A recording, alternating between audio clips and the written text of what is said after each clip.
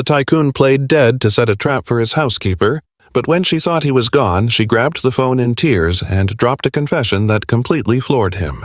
The silence inside the Belmont estate was so heavy it felt suffocating. You could practically hear the grandfather clock counting down the seconds in the main hall. Rodrigo Santander lay on the mattress like a corpse, eyelids shut tight and chest rising so faintly you would think he had already checked out. But inside, his brain was firing on all cylinders, calculating every move with cold precision. For weeks now, things had not been sitting right in his house. Heirlooms vanishing into thin air, cash disappearing from safe spots, the mistrust was gnawing at his gut like a slow-acting poison. This three-story fortress in the exclusive Golden Hills district had been his sanctuary for years. After a brutal divorce that stripped him of half his wealth, and worse, took his little boy away, Rodrigo had retreated behind these gates like a wounded beast licking its wounds. His scheme was basic, sure, but it was bound to work. Dr. Fernando Velasco, his private physician, had walked in that morning wearing his best Grim Reaper expression. He had delivered the lines perfectly in front of the help to sell the lie. Mr. Santander has had a massive cardiac event. It does not look good. Soledad Morales had been running this house for nearly 5 years. She was a grinder straight from a mountain village, wiring every single dollar back to her kin. Rodrigo brought her on board because she had that same look in her eyes his mother used to have. That quiet grit you only see in people who have had to scrap for everything they own. Once the doc cleared out, promising to check back later, the mood in the house turned thick enough to cut with a knife. The rest of the staff, Carmen in the kitchen, Miguel on the grounds, and Patricia, his PA, were huddled in the corridors, their hushed tones dripping with actual fear. But Soledad stayed behind in the master bedroom, just like she always did when he was under the weather. She was the one who managed his pills, made sure he ate during his work binges, and tidied up the chaos in his study without a word. After those long all-nighters, Rodrigo could hear the soft pat of her shoes inching toward the bed, followed by that faint scent she always wore. It was the same drugstore fragrance she had worn since her interview. Even with the generous raises he had thrown her way, she never wasted a dime on herself. "Mr. Rodrigo," she murmured, voice shaking as she leaned over, "please, if you are in there, give me something." He did not twitch a muscle, focusing every ounce of willpower on playing dead. He could feel her hovering, sensing the anxiety in her jittery movements. For the next few minutes, she just stood there like a statue. Every now and then, her cool hand would brush his forehead, accompanied by the jagged sound of her trying to stifle a sob. Then the script flipped. She stepped back, and he heard the distinct slide of a drawer opening. His pulse, steady until now, started to hammer against his ribs. This is it, he thought, caught red-handed. But instead of the rustle of cash or the clinking of valuables, a different sound filled the room. She had grabbed the landline and was punching in numbers with clumsy, trembling fingers. "Mama?" Her voice cracked instantly. "Mama, I think he is not going to make it." A jolt went through Rodrigo like he had grabbed a live wire. This was not the call he was waiting for. No talk of loot or safe codes, just raw, unfiltered grief. No, you do not get it," she argued through her tears, and he could hear the heartbreak in every syllable. "Mr. Rodrigo is not just a paycheck. He is like the boy I buried." The confession hit him like a physical blow. The son she lost. She had never breathed a word about a family of her own. "When I showed up here 5 years back, Mama, I was a wreck. I had just lost my baby and did not know if I wanted to wake up the next morning, remember? The doctor said my womb was done, that I would never be a mother again." Rodrigo felt the oxygen vanish from the room. All this time he had been so wrapped up in his own misery. He'd been so consumed by the divorce, by the gut-wrenching custody battle, that he'd never once paused to learn the stories of the people changing his sheets and scrubbing his floors. "Mr. Rodrigo didn't just hire me, Mama. He saved my life." Soledad choked out, barely able to speak through the tears. "He didn't just give me a job when the rest of the world turned its back on me. He gave me a reason to get out of bed in the morning. Every time he was sick, every time the sadness took him over, I got to be useful again. I got to be the mother I wasn't allowed to be for my own son anymore." Hot tears welled up behind Rodrigo's closed eyelids, and it took a monumental effort of will to keep them from spilling over. "And now he's dying on me, Mama, and I don't know how I'm going to survive it." Soledad wept openly. "It's not just a paycheck I'm losing. If he goes, I lose the only chance I have left to feel like a mother caring for her child." Rodrigo heard the soft rustle of movement in the room, likely Soledad fumbling around for a tissue to wipe her face. "No, Mama, you don't understand how kind this man has been to me."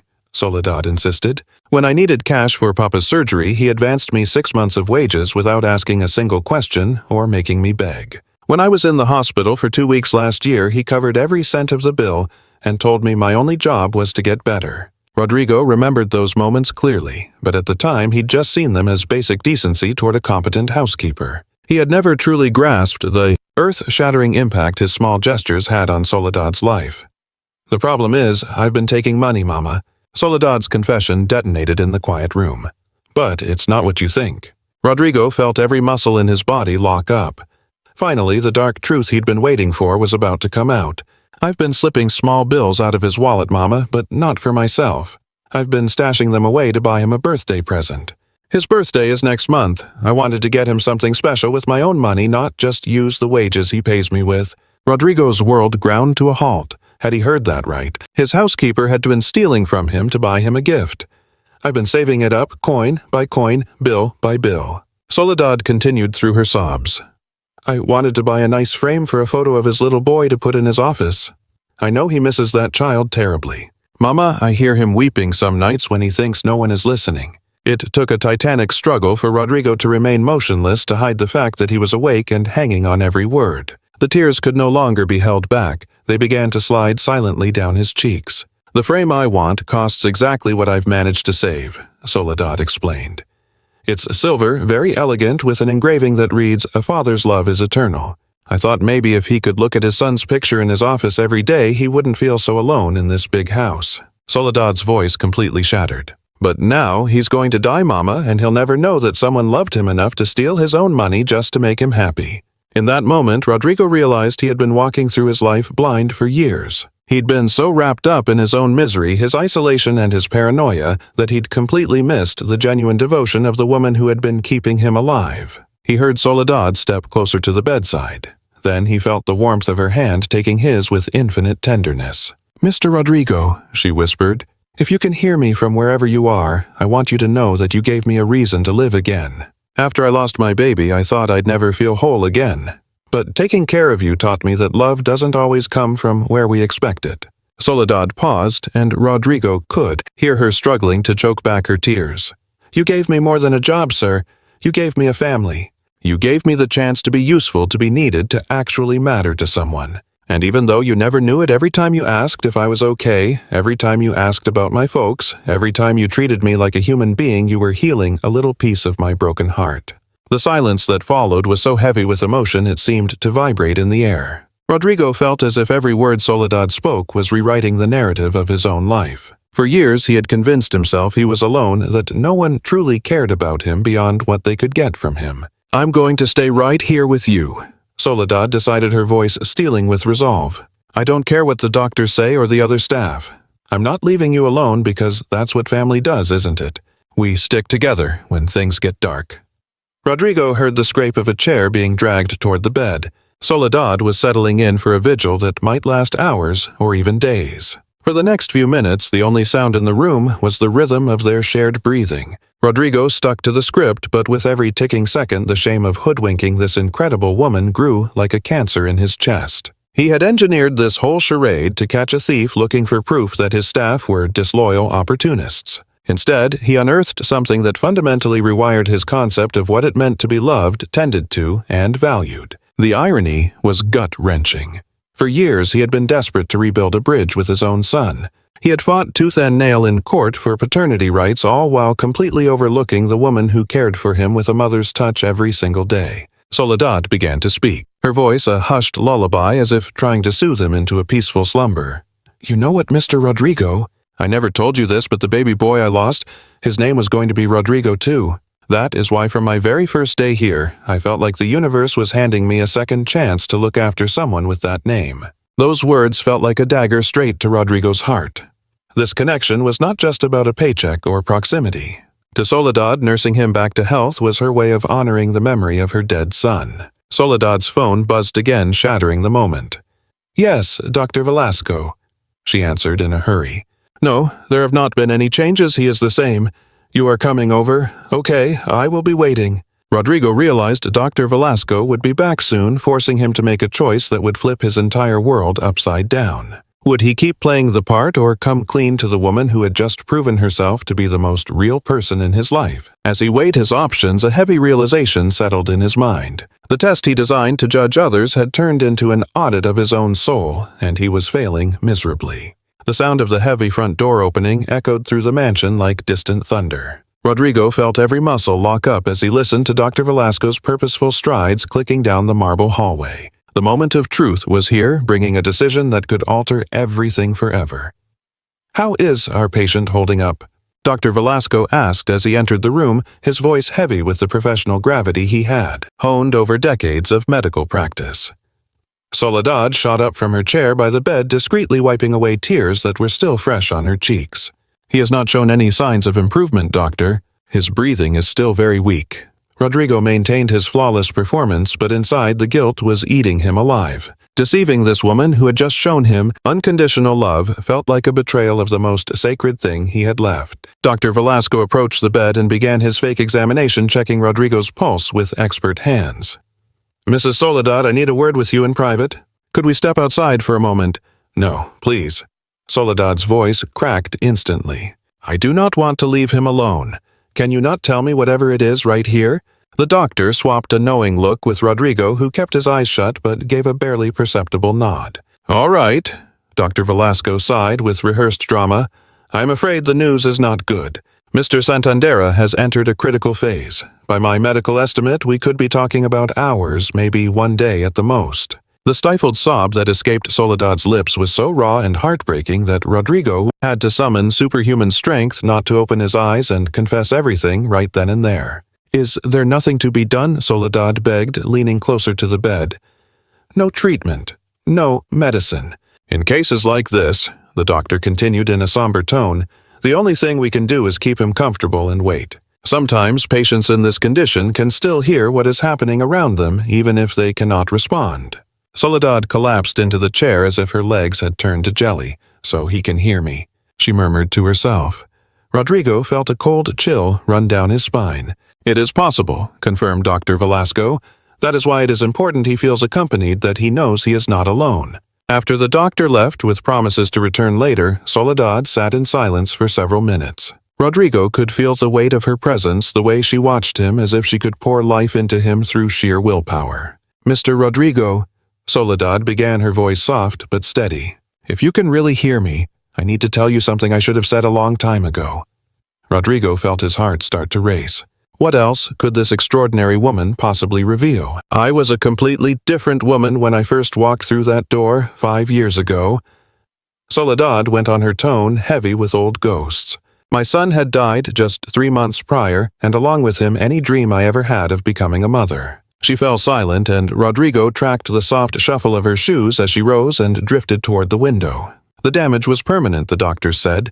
"My body was too broken to ever carry another child. I was told to accept that raising children just wasn't written in my stars."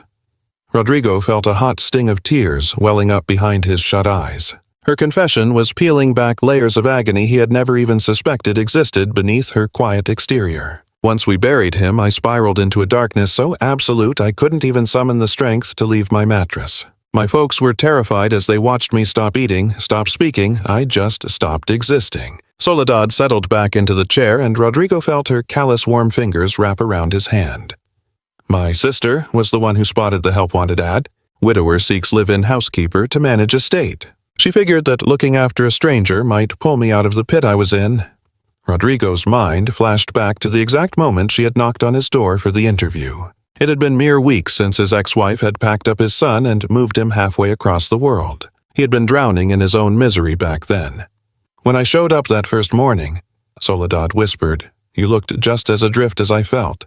The place was a wreck sink full of rotting food dust everywhere, and you hadn't touched a razor in a week."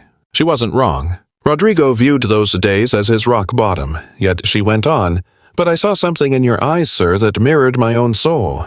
It was agony, sure, but there was grit underneath it. You were a man battered by the world, yet you refused to stay down for the count." She leaned in her face so close that Rodrigo could feel the warm ghost of her breath against his cheek. "When you caught that terrible fever your first week, it was the first time I felt worth something in ages. I had a purpose again. I was needed. And when you pulled through and thanked me, eyes all watery, I knew fate hadn't made a mistake sending me to this house." A sharp ringtone sliced through the moment. "Hello," she answered, her voice thick and scratchy from holding back tears. "Soledad, it's Carmen," came the voice. Rodrigo instantly placed the cook's tone through the receiver. "Dr. Velasco just got off the phone with me. He thinks it's time we notify the mister's family." "What family?" Soledad snapped back, her tone instantly fierce. "His ex took the boy overseas and hasn't called once. His folks have been in the ground for years. We are the only family he's got." A surge of emotion hit Rodrigo so hard he had to consciously regulate his breathing to keep from giving himself away.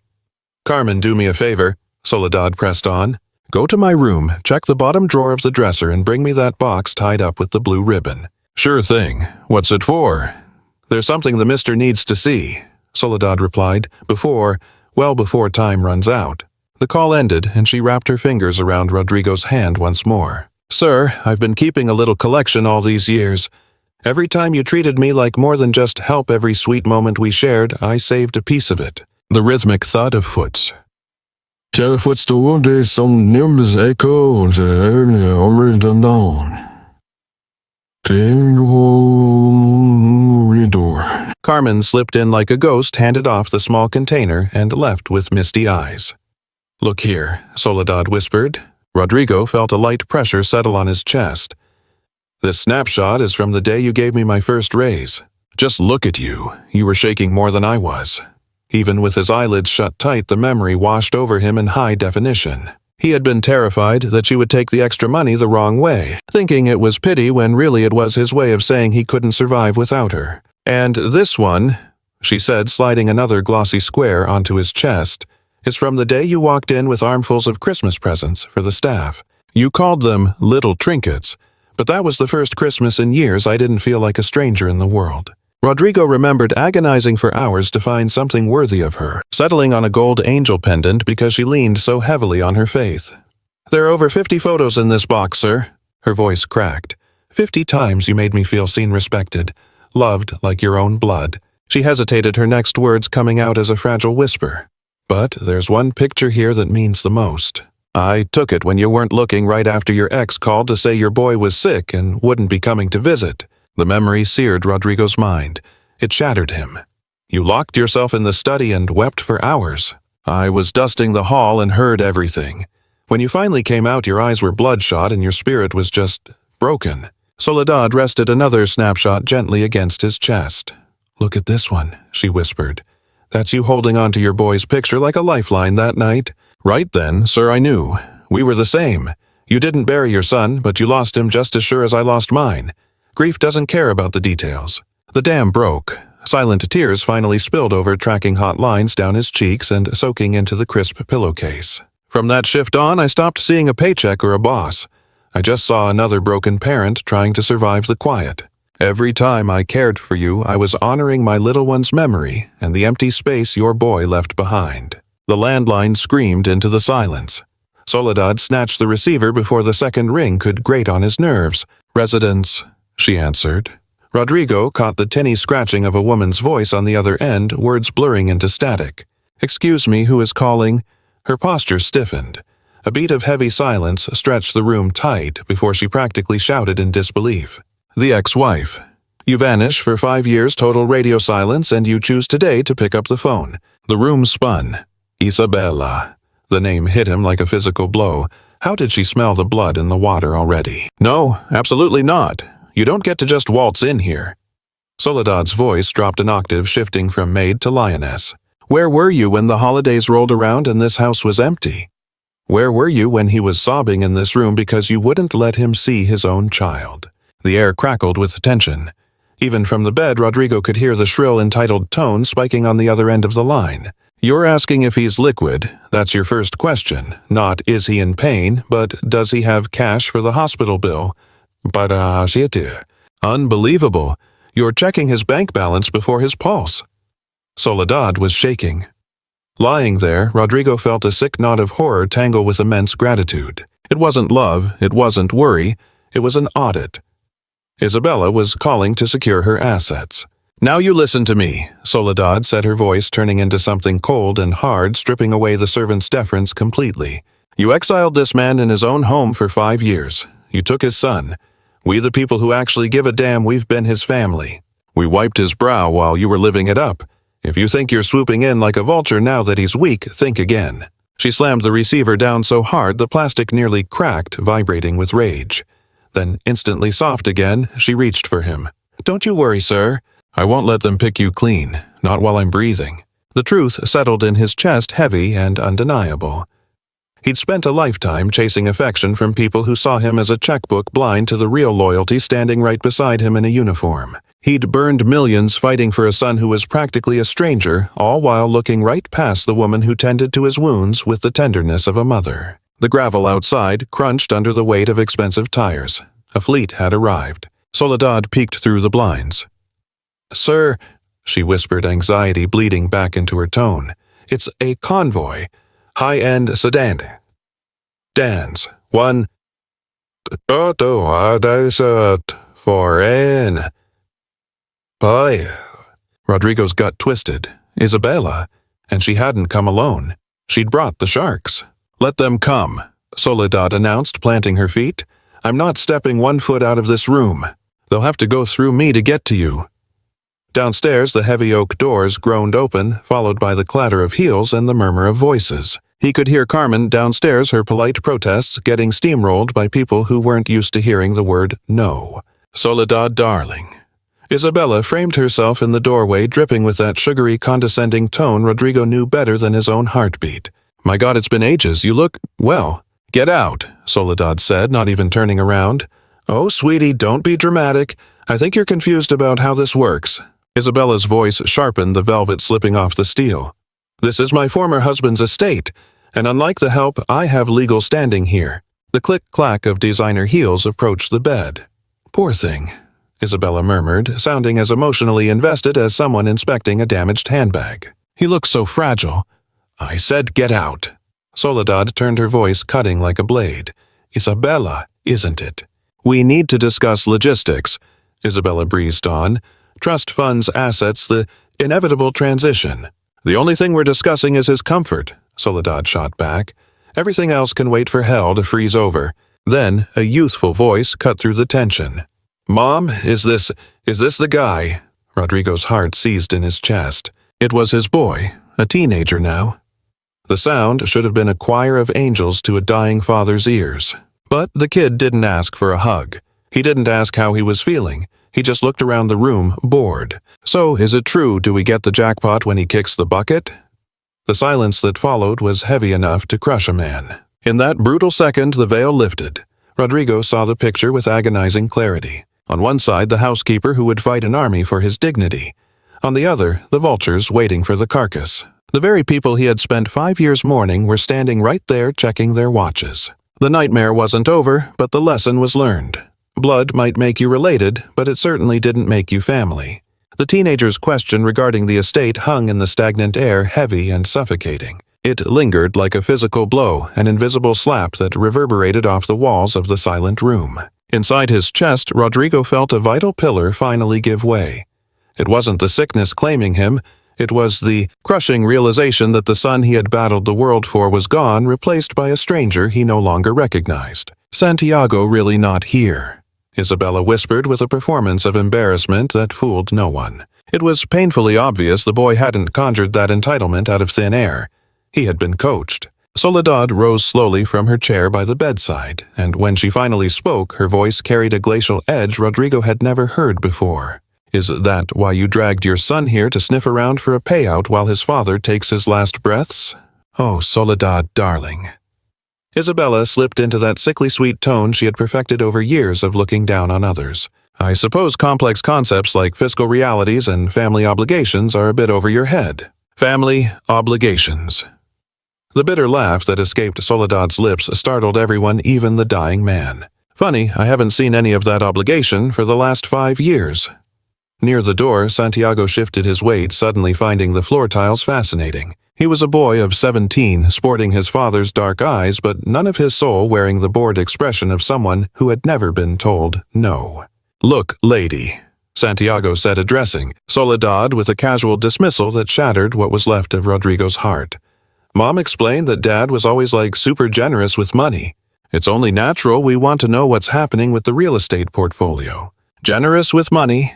Soledad stepped toward the boy, measuring her movements like a predator, and Rodrigo could feel the heat of her fury radiating across the room.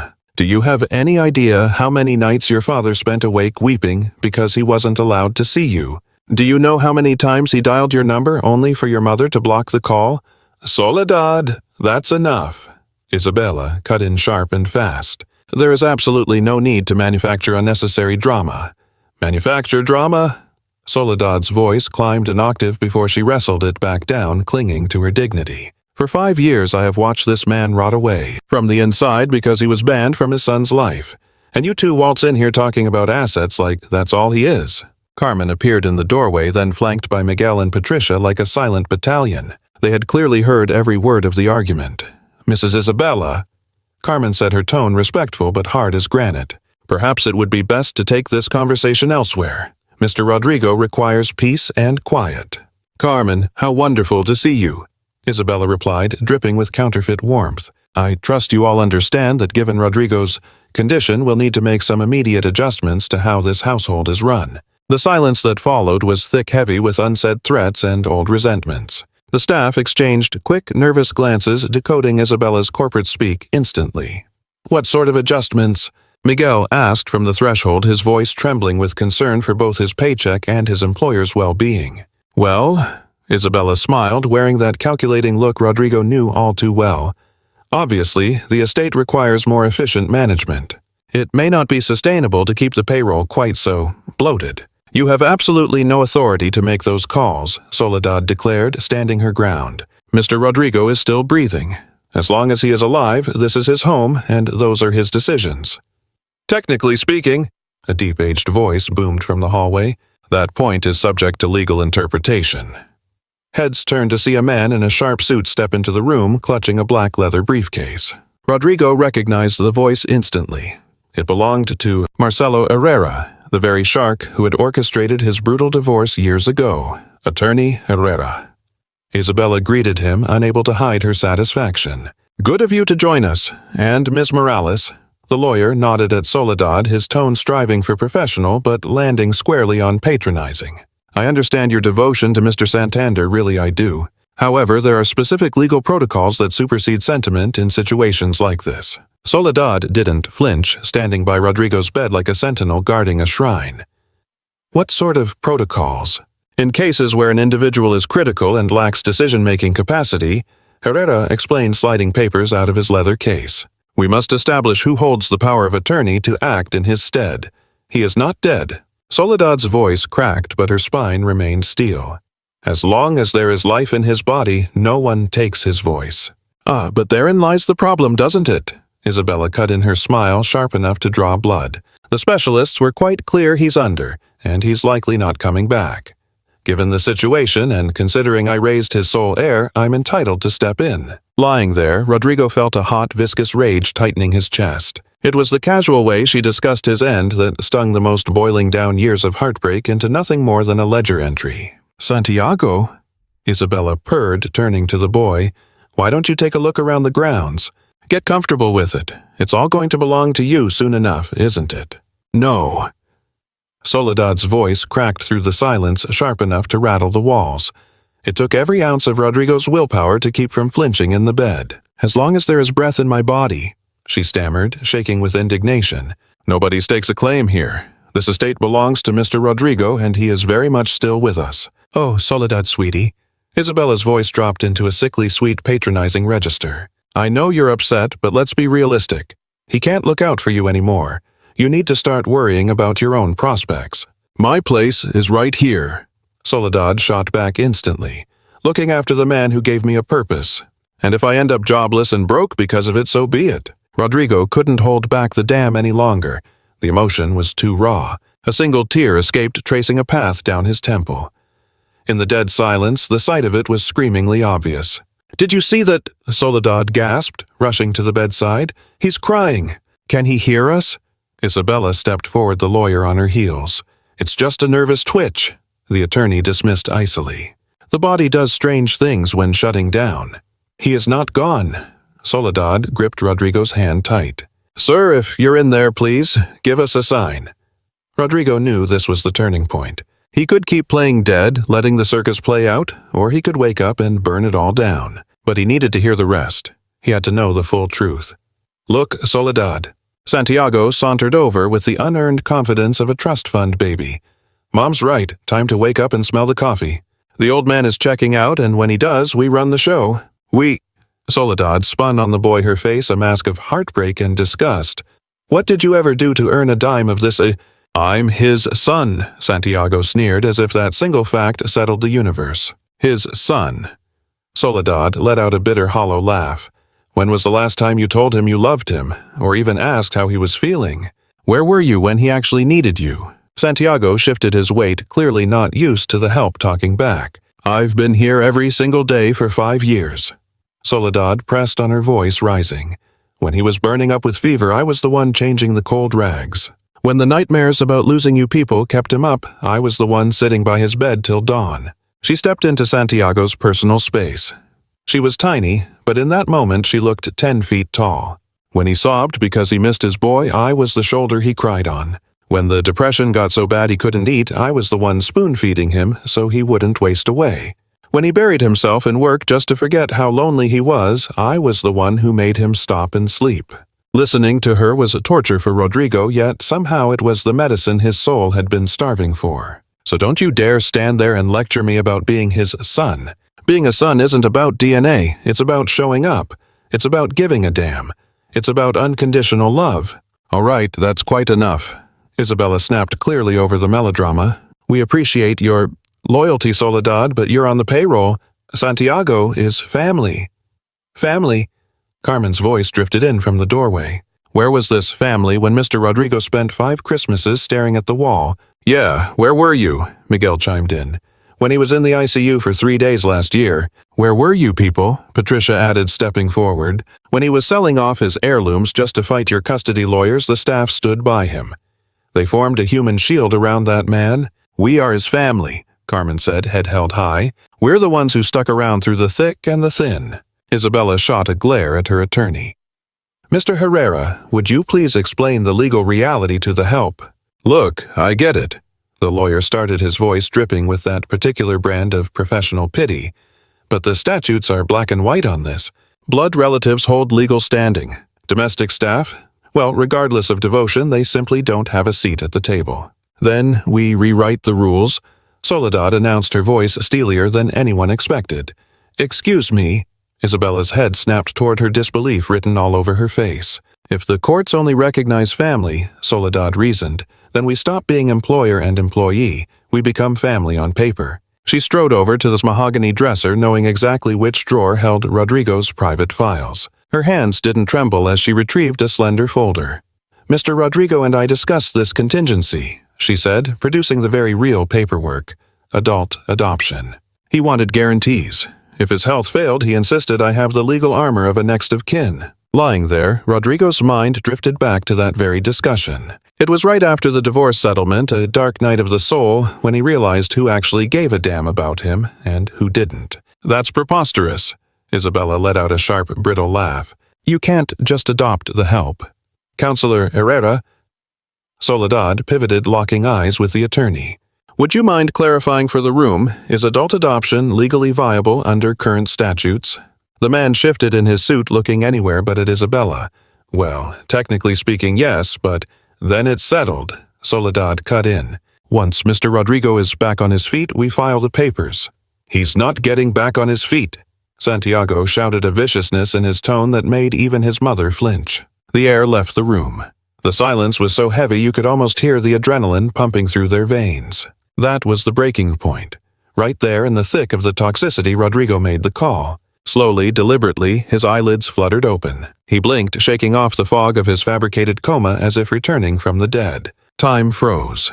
The room, already thick with schemes and malice, went completely dead silent. Soledad broke the spell first. A strangled gasp escaped her as she collapsed to her knees by his bedside. Tears finally spilled over a dam breaking after holding back the flood for what felt like a lifetime. "Sir," she whispered, her voice cracking as she cradled his hand like a sacred relic. "You're awake. You're alive."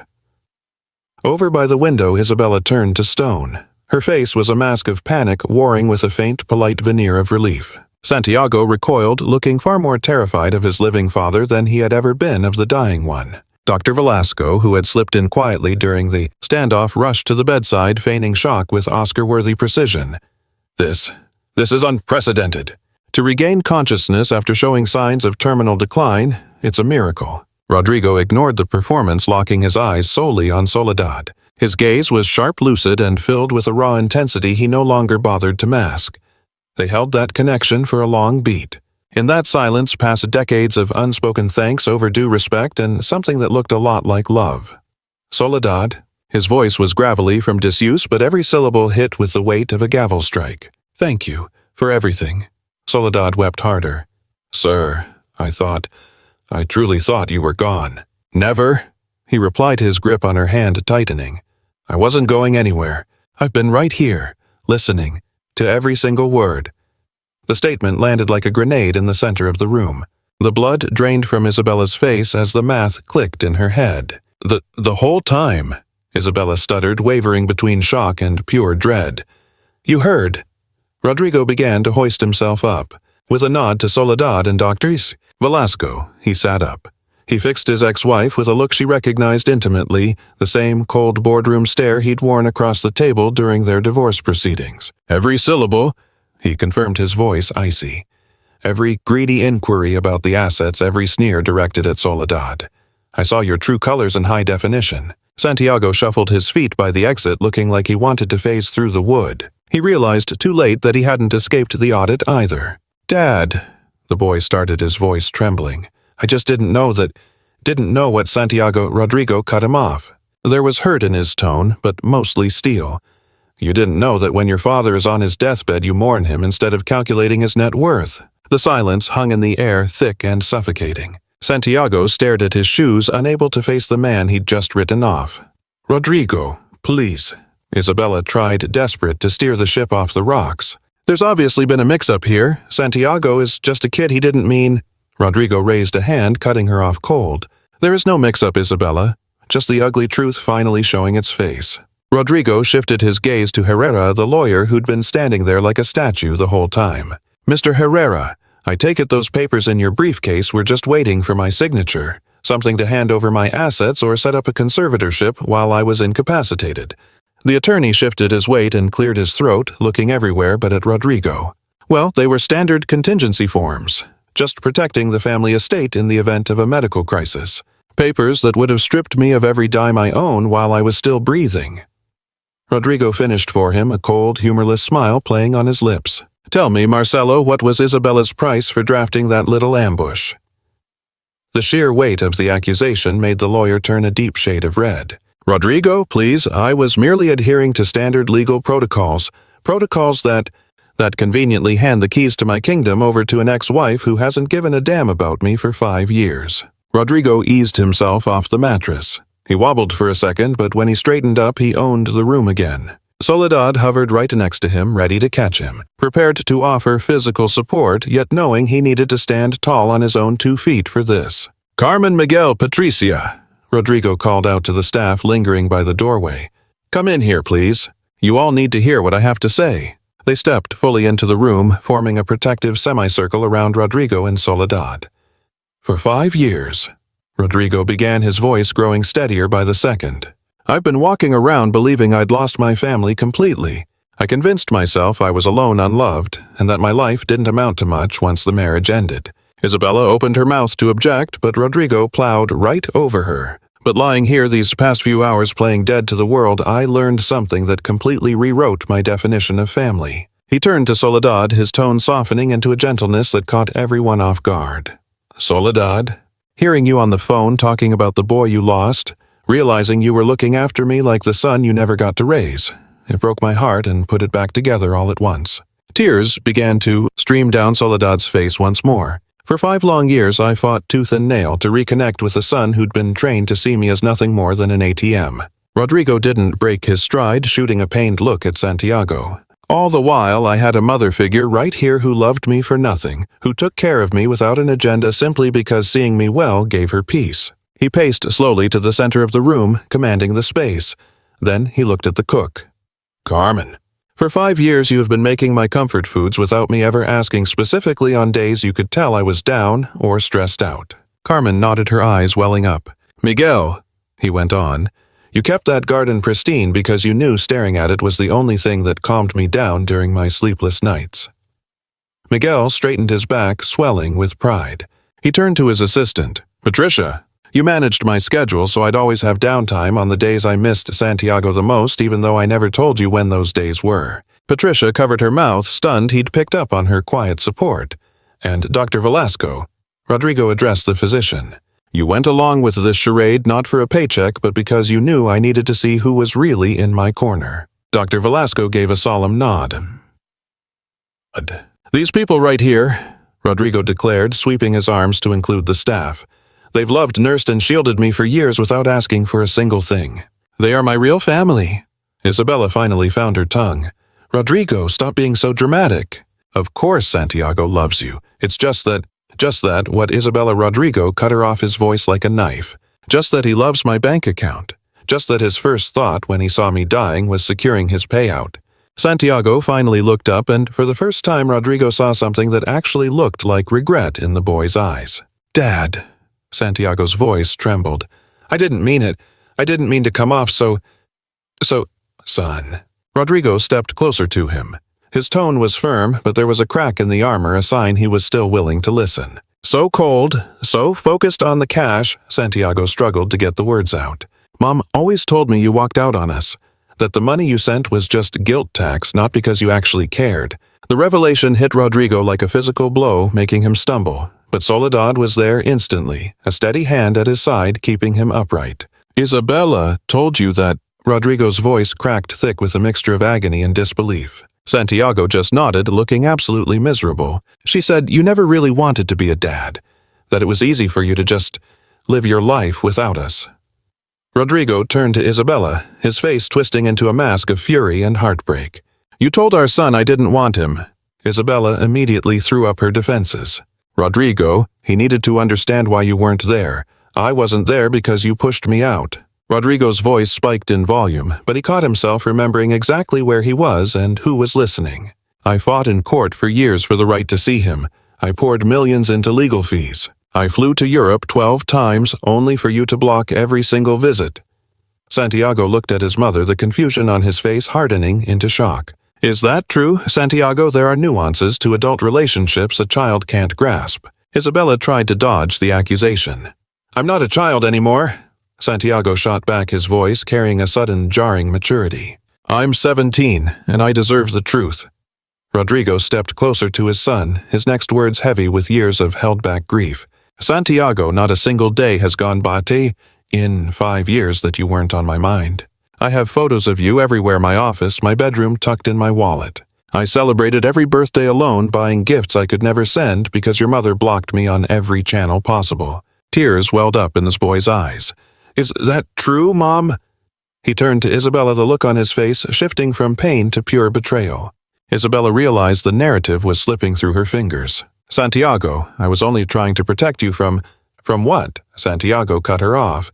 From having a father who actually loved me. In that split second, Rodrigo made the most important choice of his life. He crossed the gap between them, ignoring the years of distance and hurt, and pulled his son into his arms. Son, he whispered, holding the boy who had gone rigid with shock. I love you more than I can say. If you let me, I want to spend the rest of my life making up for the time we lost. Santiago stood stiff as a board for a few seconds, but then slowly the dam broke and he hugged back. When he finally spoke, his voice was choked with tears. Dad, I'm so sorry. I didn't know. They never told me. I thought that— Shh. Rodrigo squeezed him tighter. You have nothing to apologize for. You were just a kid believing the adults you were supposed to trust. Isabella, seeing her grip on the situation vanish, made one last desperate play. Rodrigo, this is all very touching, but we have practical realities to discuss. details. Santiago and I are accustomed to certain expenses, a certain lifestyle. Isabella. Rodrigo pulled away from his son and turned to his ex-wife with a look of absolute finality. You just lost the moral standing to ask me for a single dime. Rodrigo walked to the desk in his room and grabbed a phone. Dr. Velasco, he said, addressing his physician. Could you please get my personal attorney, Mr. Roberto Mendez, on the line? Tell him I need to see him urgently. I'm making significant changes to my will. The word will drained the color right out of Isabella's face. Also, Rodrigo continued, I want to file charges against Mr. Herrera for attempting to manipulate legal documents while I was allegedly incapacitated. Lawyer Herrera started edging rapidly toward the door. Rodrigo, I think there's been a misunderstanding. There are no misunderstandings, Rodrigo declared, his voice steel. There was an attempted fraud cut short by my miraculous recovery. Rodrigo turned to look at Soledad, Carmen Miguel, and Patricia. And I also want to proceed immediately with adoption papers for Soledad, he announced, stunning the room. I want her legally recognized as my daughter with every right that entails. The gasp of the pure joy that escaped Soledad was so genuine it made even Santiago smile through his tears. Mr. Rodrigo, Soledad whispered, are you sure? I've never been more sure of anything, he replied, taking her hands. You showed me what unconditional love actually looks like.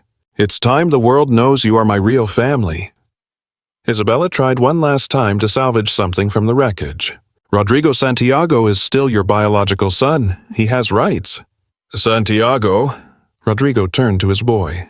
You will always be my son, and you will always have a place in my life and my heart.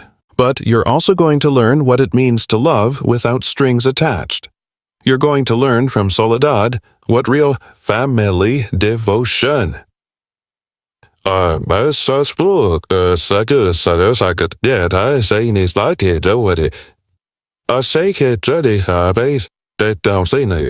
Santiago gave a nod. He looked completely floored, yet there was a glimmer of hope in his eyes. Then, Rodrigo pivoted, fixing a look of absolute finality on his ex-wife. And as for you, Isabella, the money train stops today. Your alimony is cut off effective immediately. You hold zero leverage over my existence or my son's future anymore. Defeated, Isabella marched toward the exit, but she couldn't resist spitting out one final toxin. You're going to regret this, Rodrigo. Just wait until those people bleed you dry. You're the only one who has ever taken advantage of me. Rodrigo cut her off cold. The only leech here has been you. Now get out, you're done. Isabella stormed out with attorney Herrera trailing behind her like a reluctant puppy, leaving the room to settle into a completely different kind of quiet. It was the hush of recovery, the weight of secrets lifting to reveal what a real family actually looks like. Rodrigo sank onto the mattress, his body drained, but his spirit feeling lighter than air. Soledad, he murmured. Bring that photo box over here, would you? We have got 5 years of memories I need to catch up on. Soledad offered a teary smile and went to retrieve the keepsake box while Santiago inched toward the bedside, looking unsure of his place. Dad, the boy asked softly, think you can teach me how to be decent, the way Soledad taught you? Rodrigo grinned and patted the mattress beside him. Son, we are all going to figure this out together. That is the whole point of being a family. 2 weeks after the bombshell that shook the Belmont estate, Rodrigo sat in his study staring down at the adoption papers attorney Robert Mendez had drawn up for Soledad. Golden afternoon light poured in through the floor-to-ceiling windows, casting a peaceful glow that felt worlds away from the emotional wreck of the last few days. Santiago had made the call to spend his school break at the manor, a choice. That shocked everyone, mostly because Isabella had fled back to Europe in a rage, spouting legal threats that turned out to be nothing but hot air. The kid was adamant he wanted to get to know his actual father, not the monster his mother had painted him to be for years. Dad. Santiago stood in the office doorway, lugging a cardboard box that looked heavy. Got a minute? I need to show you something.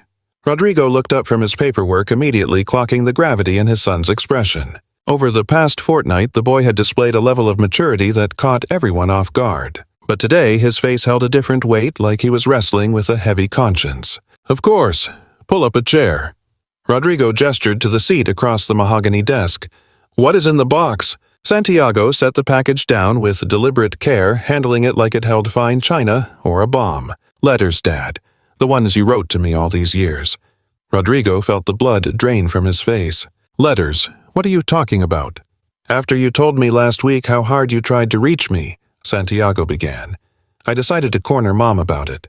He spoke with a voice trembling between heartbreak and resolve. She denied it at first, but when I told her I would never come back to Europe, she finally cracked. He slowly lifted the lid, exposing dozens of envelopes, each addressed to him in Rodrigo's distinct, elegant script. Some looked crisp and recent. Others were yellowed and brittle with age. "There are 63 letters in here, Dad," Santiago said, his throat tightening. "One for every birthday, Christmas, graduation. Every milestone you missed over the last 5 years." Rodrigo reached out his hand, shaking as he picked one up. The envelope read, "Santiago 14th birthday." The handwriting was undeniably his own, yet he had no memory of penning this physical stack. "I don't get it," Rodrigo whispered, shuffling through the pile. "I never sat down and wrote these." Santiago offered a grim smile. "You didn't write them by hand, Dad. You dictated them." Rodrigo looked completely lost. "Dictated to whom?" "Every single night for 5 years," Santiago clarified. "You called a transcription service in Europe. It was your Hail Mary the only way to get a message to me after Mom blocked your calls and emails." Rodrigo slumped back into his leather chair, the fog lifting from his memory. The sleepless nights, the exorbitant international service fees, the sheer desperation of a father clawing at the walls trying to reach his son through any back channel available. "The firm had standing orders to hand-deliver the cash to me the second I turned 18, Santiago continued. "But Mom found out about the account a few months ago. She intercepted the shipment before it ever got to me. She has been sitting on these the whole time." Rodrigo's voice broke heavy with disbelief and fresh agony. Santiago nodded, tears welling up in his eyes. "Locked away in an old trunk in the attic like they were nothing. I laid the letters out in front of her. She cracked. Admitted she'd been stealing your mail for years." Rodrigo's hands trembled slightly as he slid open the envelope. The label stung, "Missed Birthday Number 1." Seeing his own spoken words turned into crisp black type felt surreal. "Dearest Santiago, you are turning 13 today. Even though I can't be at the party, I'm holding your baby picture right now, thinking back to the moment you arrived." The text spilled over onto a second sheet, a flood of shared history, fatherly wisdom, and "I love yous" that had been stolen from the boy for so long. "Dad," Santiago broke the silence, his voice soft. "You need to see the rest." Rodrigo looked up. The boy's face had hardened. He looked anxious but ready to drop a bomb. The letters weren't the only thing hidden away. Santiago pulled a sleek envelope from his jacket. It bore a Swiss banking crest. Mom wasn't just hiding words. Rodrigo took it, frowning. Statements, wire transfers, all funneling cash into an account under Santiago's name. "This doesn't make sense," Rodrigo mumbled, scanning the figures. "What is it?" "It's proof that for 5 years you've been building a trust fund for me," Santiago said. "Like clockwork. Every single month a huge sum hit that account for my college and my future." Rodrigo squinted at the amounts. They were massive. Way more than the court-ordered alimony he remembered signing off on. "I never signed the paperwork for this," Rodrigo said, mind racing. "I sent checks to your mother, sure. But this is something else." "Exactly." Santiago leaned in close. "Someone set this up on autopilot. Someone with deep access to your books who wanted to make sure I got paid directly, bypassing Mom." It finally clicked for Rodrigo. "Who else could even get into my accounts?" Santiago offered a knowing smirk. "The one person who's been holding your entire life together for the last 5 years. Right on cue, Soledad appeared in the doorway balancing a silver tea service. She froze when she saw their faces. "Apologies, sir," she whispered, shrinking back. "I didn't mean to intrude. I just brought the—" Rodrigo cut her off, but his voice was soft. "Please come in. Santiago is showing me something, and I have a feeling you hold the key." She stepped inside, setting the tray down with a clink of china. "Sir, what is this about?" Santiago held up the bank papers. "Soledad, were you aware that for 5 years cash has been auto-drafted from Dad's private vault straight to me?" The color rising in her cheeks gave her away instantly. "Soledad." Rodrigo stood up, looming over the desk. "It was your money, Mr. Rodrigo." She couldn't look him in the eye. "I had to ensure the boy received support directly from his father. I couldn't let it get intercepted or misused." "But how?" Rodrigo wasn't angry, just stunned. "How did you even get into the system? You gave me limited power of attorney for household bills," she stammered. "Back in that first year after she left. You were in a dark place, sir. You'd forget the lights or the water. I handled it, and you never canceled the authorization." A hazy memory of signing papers in a whiskey fog came back to him. So I used that clearance to set up the trust, she confessed. She pressed on, voice trembling. I wanted him to know when he grew up that his father never abandoned him, no matter what lies he was told. Santiago crossed the room and wrapped the housekeeper in a tight embrace. Thank you, he whispered into her uniform. Thanks for making sure he was being a dad to me even when I didn't realize it. Rodrigo walked over, eyes swimming with tears. Soledad, you've proven that your loyalty to this house isn't just about a paycheck. You saved us. I'm not done, Santiago said, pulling away to head back to the evidence box. Soledad, when Dad was dictating those letters to the service, did you know there was an audience? The housekeeper and the father exchanged puzzled looks. What are you getting at? Rodrigo asked. Santiago produced a legal-looking transcript. The transcription service archives audio of every session for liability purposes. When Mom hacked the mail, she got the audio logs too, but that's just the tip of the iceberg, Santiago said, his tone darkening. She wasn't the only one listening in on your private thoughts. A cold dread settled in Rodrigo's gut. It wasn't just random paranoia. Someone else had been greasing palms at the courier service to get a duplicate of every single call log. Santiago didn't blink, holding his father's gaze with an intensity far beyond his years. They wanted a map of your psyche, Santiago said. Your emotional triggers, your private thoughts. Everything. Who? Soledad's question hung in the air, soft and terrified. Santiago took a breath, measuring the weight of the truth before letting it drop. It's Herrera, Dad. He's been building a dossier on you for years, and it wasn't just to get Mom a better divorce settlement. This is about a much larger game. Rodrigo sank into the chair, the foundation of his reality tilting dangerously. Larger game? What kind of game? I can't see the whole board yet, Santiago admitted. But the letters between Mom and Herrera prove this wasn't impulsive. They've been plotting a long con. They're not just coming for your bank accounts. They want the deeds, the holdings, the entire empire. Total liquidation. Soledad stepped in close to Rodrigo, her posture shifting from observer to guardian in a heartbeat. Santiago. Rodrigo's voice was low, stripped of panic, but hard as stone. Where are these letters? Stashed upstairs, the boy replied. But that's not the worst part. You need to hear the rest before you read them. Santiago faltered, the burden of the next revelation visibly heavy on his shoulders. What is it? Dad, when Mom left 2 weeks ago, she didn't fly back to Europe, he said, the words dragging. She went straight to Herrera's office. They're finalizing the strategy. They're going to legally contest your rehabilitation. Contest it. Rodrigo frowned, the logic escaping him. Are they claiming I'm faking this, that waking up was a trick? Worse, they're arguing you're mentally unfit, Santiago explained, that you need a court-appointed guardian to manage your affairs. Herrera's convinced those wiretaps of your private breakdowns will paint you as unstable. He's weaponizing your grief. The silence in the room grew dense, suffocating. Soledad broke at her pragmatism, cutting through the fear. What's the timeline? Based on the dates, Santiago said, they're filing the motion next week. But the game isn't over. Santiago reached into the box and pulled out a thick, sealed envelope. This might change the odds. What are you holding? Rodrigo asked. The courier service delivered this to me the day I turned 70, Santiago explained. Apparently 5 years back you set up a trigger. Specific instructions to be executed only if someone was caught tapping your lines. Rodrigo accepted the package, feeling the weight of the wax seal against his thumb. He had no memory of this order. The years following the divorce were a haze of trauma, blurring out the finer details of his administrative choices.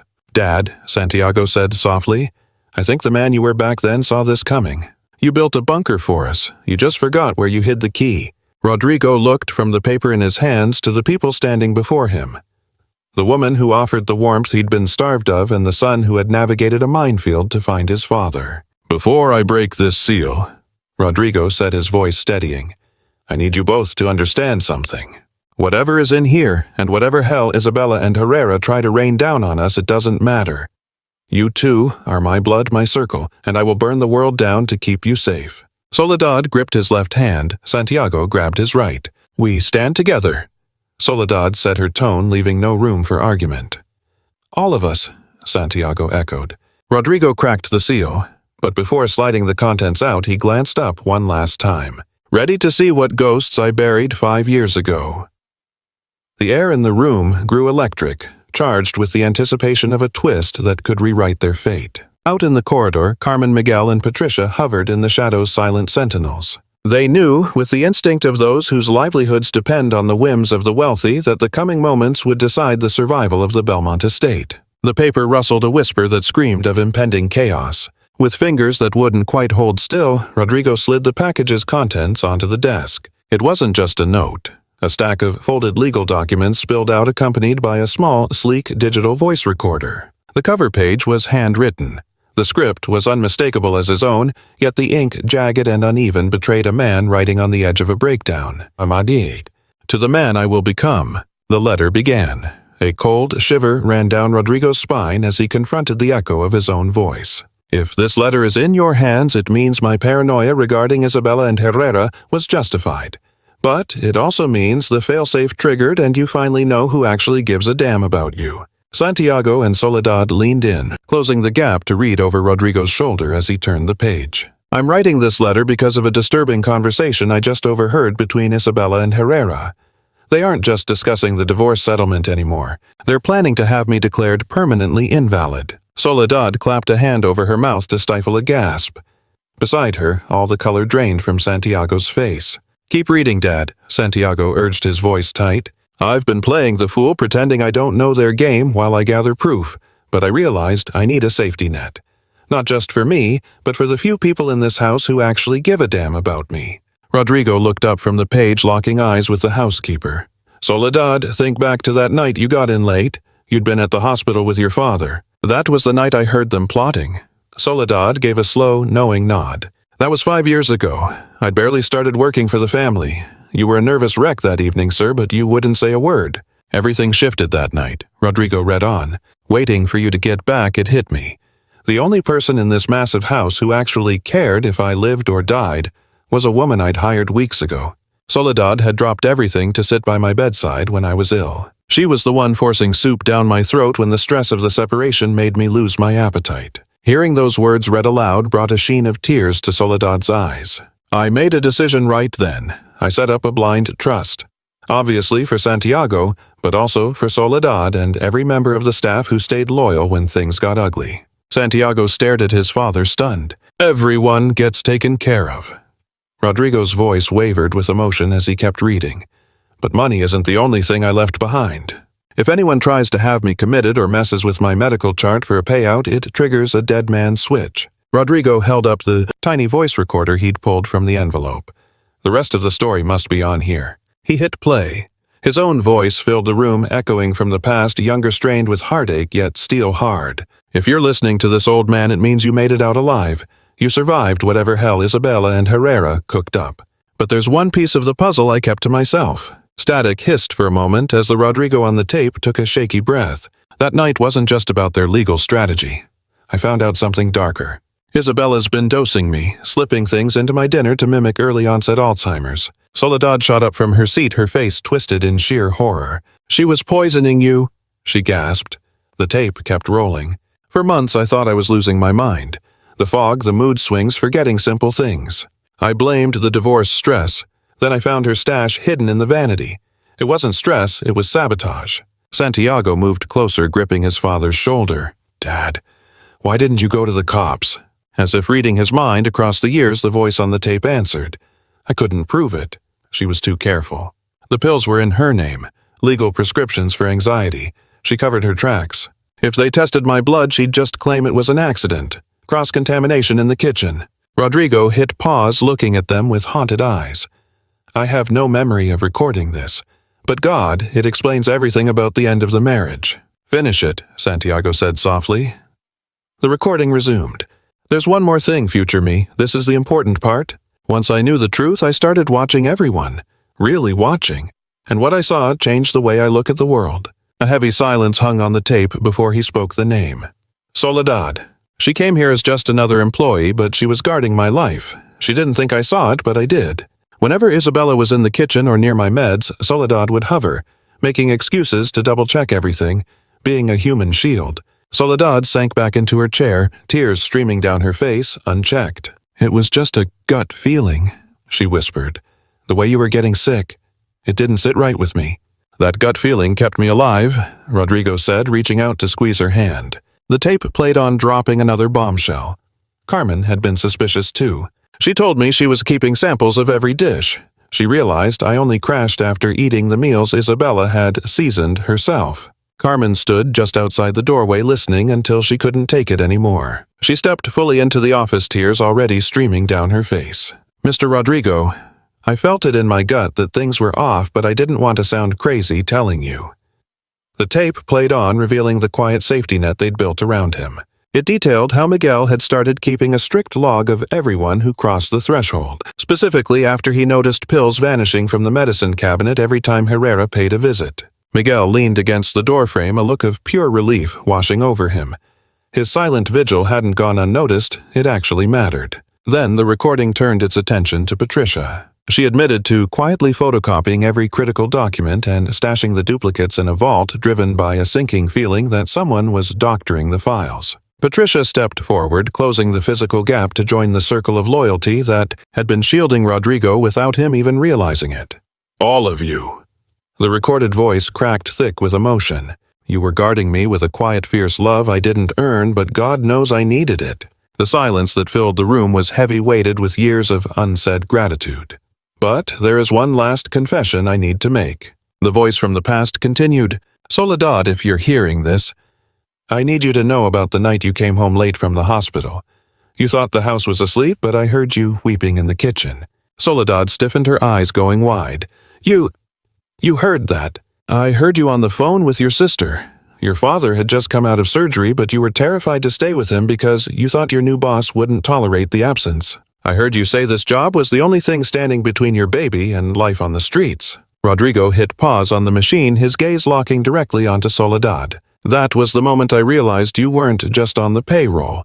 You were the daughter fate had finally sent my way." Soledad fell apart, sobbing out a mixture of old grief and fresh healing she'd been bottling up for years. The recording spun on. "I made a choice that night. If I went down, my will would ensure Soledad, Carmen, Miguel, and Patricia received specific properties. You would be set for life. But I went a step further. I filed papers to have Soledad recognized as my legal daughter with every right that name carries." Santiago whipped his head around, staring at his father. "Wait, does that mean—" "It means," Rodrigo said, smiling through his own wet eyes, "that Soledad has been my daughter for 5 years. The paperwork was just sitting in a sealed envelope waiting for the right trigger." The recording explained the mechanism. The adoption would only finalize if someone tried to have me declared incompetent, or if I had to fake a coma for more than 24 hours. It was my failsafe. If I ever had to test who was truly loyal, I needed a way to ensure they were rewarded for it. "So, this whole thing, the fake coma?" Santiago tried to wrap his head around it. "It was my subconscious acting out a script I'd written years ago," Rodrigo realized. "Some part of me knew the test was necessary even if I couldn't remember writing the exam." The tape neared its end. "If you are listening to this with Soledad, Santiago, and the rest of our real family, then love beat the scheme. But if Isabella and Herrera try to drag this into a courtroom, I left you one final weapon." Rodrigo shuffled through the remaining papers and pulled out a folder stamped in red. "Evidence." "Good Lord," he breathed, flipping it open. "It's all here. Proof of the poisoning audio tapes of Isabella and Herrera, conspiring toxicology reports showing what was in my blood. Everything." Santiago scanned the pages. "Dad, this isn't just a defense strategy. This is enough to put Mom and the lawyer in prison." Soledad rushed to Rodrigo, clinging to him. "Mr. Rodrigo." "Dad," she corrected herself, her voice shaking. "You saved me when I had nothing left, but now I see that I saved you too." "We saved each other," Rodrigo murmured, holding his adopted daughter tight. "And now we have the kind of family no judge can dissolve." Carmen, Miguel, and Patricia moved in, creating a protective ring around Rodrigo, Soledad, and Santiago. "So, what's the move?" Santiago asked. Rodrigo looked at the faces of the people who actually gave a damn about him before answering. "Now, we get ready to face Isabella and Herrera. But they aren't walking in to find a sick, lonely old man. They're facing a united front armed with the truth." The recording offered one final statement. "Note to my future self. Genuine love beats manipulation every time, and real kinship isn't about DNA. It's about sacrifice, loyalty, and showing up when it counts." As the sun dipped below the horizon at the Belmont estate, the gathered clan knew the road ahead had its potholes, but for the first time in ages, they weren't walking it alone. They were armed with the truth and a bond. forged in a tear. The final skirmish was just about to kick off, but the real war, the fight for a home that actually felt like one, was already won. 6 months after the truth bomb that shattered the mansion's old hierarchy, Rodrigo stood in the grand foyer fidgeting with his silk tie like a nervous schoolboy while surveying the setup for a day that outweighed all his corporate mergers combined. This wasn't a board meeting or a grim court summons, but something that actually mattered. Today marked the moment Soledad officially ceased to be the help and became his daughter on paper. The legal offensive against Isabella and her shark of a lawyer Herrera had been swift and brutal. Past Rodrigo had left a paper trail so damning they both took plea deals just to avoid a life sentence. Isabella got hit with 5 years for the poison plot and fraud, while Herrera had permanently lost his license to practice and was facing a 3-year stint for conspiracy and cooking the books. But watching the gavels bang was nothing compared to the quiet victory at home. Santiago had chosen to stay put, trading his prestigious distant college for a local campus just to keep close to the people who actually gave a damn about him. The kid had evolved during those months, learning what wait feels like, absorbing lessons in gratitude and grit from watching Soledad, Carmen Miguel, and Patricia grind every day. "Dad?" Santiago framed himself in the doorway, looking sharp for the occasion. "People are starting to filter in." "You set." Rodrigo couldn't help but grin. Hearing "Dad" without a layer of resentment was a luxury he was still getting used to. "More than set, son. Have you checked on Soledad? She's upstairs with the girls getting ready," Santiago replied, beaming. "I think she's shaking worse than you are." He wasn't wrong. Even though she'd been living the part for 6 months, today's ceremony stripped away the ambiguity, making it public and permanent. The guest list was a mix of blood relatives and chosen family, all there to witness a bond welded by choice, not biology. Dr. Fernando Velasco walked in first, right alongside Roberto Mendez, the attorney. Mendez had attacked the adoption paperwork with a fervor that screamed personal investment, not billable hours. The family's story moved him enough to waive his fees entirely. "Rodrigo," Dr. Velasco said, offering a firm handshake. "I have to say, when I agreed to your crazy coma scheme, I never pictured an ending this picturesque." "That makes 2 of us," Rodrigo admitted. "Sometimes the universe writes a better script than we ever could." The room slowly buzzed with life, filled with folks who had watched the Santander dynasty reinvent itself. There were neighbors who watched the lights stay on, later associates who saw the spark return to Rodrigo's eyes, and locals who treated the tale of the maid-turned-daughter like modern folklore. But the room went silent when an elderly woman with silver hair and soft eyes stepped through the entrance, flanked by a man who wore Soledad's face. "Mama Eduardo." Soledad practically flew down the grand staircase, colliding with her mother and brother who had made the long trek from their village. Maria Morales, weeping openly, walked up to the master of the house. "Mr. Santander," her voice cracked, "there are no words. You gave my girl her life back. She came to this city broken 5 years ago. You didn't just help her heal, you gave her a reason to wake up." "Mrs. Maria," Rodrigo said gently, clasping her rough working hands, "she saved me in every way a man can be saved. I was the broken one when she walked in. We just helped each other figure out what family actually means." Eduardo Morales stepped forward, looking humble but deeply proud. "Mr. Rodrigo Soledad told us everything. From day one, you never looked down on her. You treated her like a human being, not a servant. For people like us, that means the world." Right on cue, Carmen stepped out from the kitchen, balancing a tray of appetizers, flanked by Miguel and Patricia, the quiet architects behind today's logistics. They had traded their uniforms for their Sunday best, but the real glow didn't come from the clothes. It was the quiet pride of insiders finally stepping into the spotlight. "Ladies and gentlemen," Patricia called out, a rare beaming smile breaking through her usual steel-faced demeanor, "the ceremony is starting now in the main garden. And you should see what Miguel has done. He has turned the place into something out of a storybook. Blooms of every shade arched over the path, soft lights draped from the branches, and a makeshift altar stood ready for this family's crowning moment. Judge Hernandez, a distinguished, older gentleman chosen specifically for his reputation for empathy over bureaucracy, took his position by the altar. Far from the cold sterility of a courtroom, the atmosphere here hummed with the warmth of a life celebration. "Friends and family," the judge's voice boomed gently, "we are gathered here to witness a miracle, not just a legal signature, but the public honoring of a family built on love, tempered by fire and standing stronger than ever." Rodrigo and Santiago took their marks while Soledad walked down the aisle, linking arms with both her birth mother and Carmen, a beautiful bridge between where she came from and where she belonged. Soledad looked stunning in a dress that whispered elegance rather than shouting wealth chosen specifically for today. Her eyes were glassy, holding back a flood of happy tears. "Rodrigo Santander," the judge said, turning to the patriarch. "Are you ready to claim Soledad Morales as your daughter, accepting the weight, the joy, and the lifelong bond that title carries?" "More than ready, Your Honor." Rodrigo's voice cracked thick with emotion. "In my heart, she has been my daughter for 5 years. Today, we are just making sure the rest of the world knows it." The judge turned his gaze to the young woman. "And Soledad Morales, do you take this man as your father, knowing that the bond you share goes far deeper than any court order and is rooted in genuine love?" Soledad tried to speak, but her throat tightened with emotion. After a deep breath, she found her voice. "Your Honor, this man restored my faith in humanity. He taught me that family isn't about DNA. It is about love, respect, and showing up for one another. Yes, with all my heart I accept." The judge grinned a smile that seemed to light up the twilight. "Then by the power vested in me and the obvious love in this room, I declare you Soledad Morales Santander, the official daughter of Rodrigo Santander." The applause was thunderous, though you could barely hear it over the sound of happy sobbing from the crowd. There wasn't a dry eye in the house. Everyone felt the sheer beauty of the moment. Rodrigo pulled Soledad into a crushing hug, and for the first time in 5 long years they let the tears fall without shame.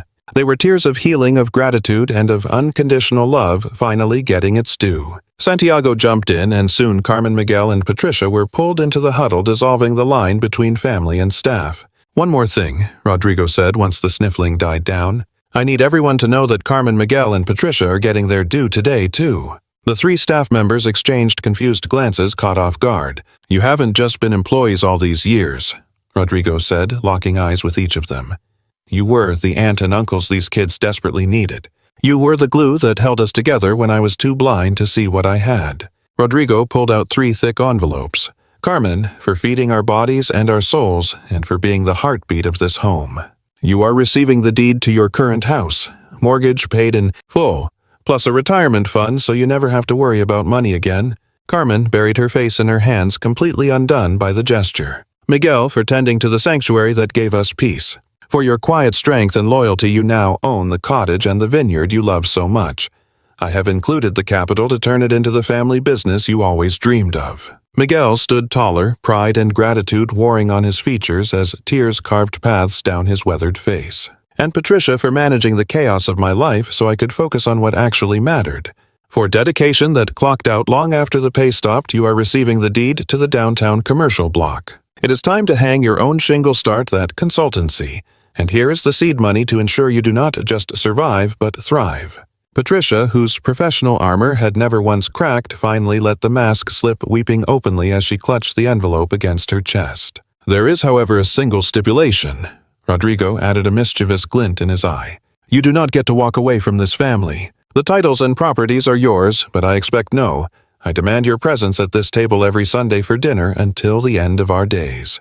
The laughter that erupted was the sound of barriers breaking the genuine joy of a makeshift clan that had finally stumbled upon real peace. Once the formal pageantry concluded and the guests drifted away, spirits lifted and hearts full, the newly minted Santander clan retreated to the main parlor for a quiet reckoning. "You want to know the wildest part of all this?" Santiago asked, his gaze shifting between his father and his adoptive sister.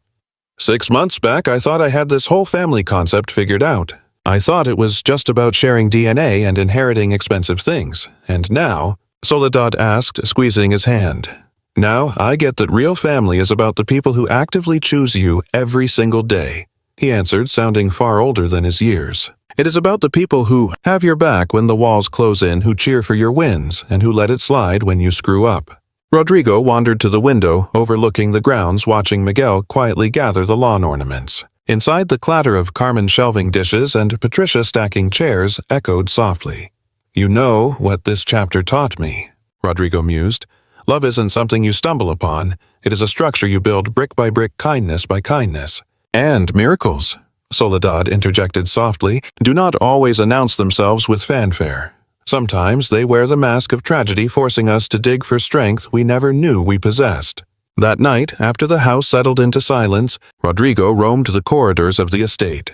It no longer felt like a cavernous museum of solitude, but a living, breathing sanctuary. He paused before a fresh addition to the gallery wall, a portrait captured during the ceremony. There they were, the whole crew grinning with a light that came from the gut, not the camera flash. Himself, Soledad Santiago, Carmen Miguel Patricia, and Soledad's relatives all beaming. Below it, Soledad had affixed a brass plate with an inscription that anchored their journey.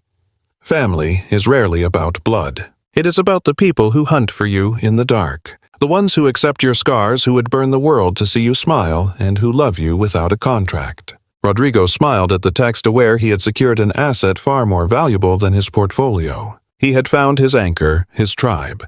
Climbing the stairs, he caught the murmur of Soledad on the line with her mother.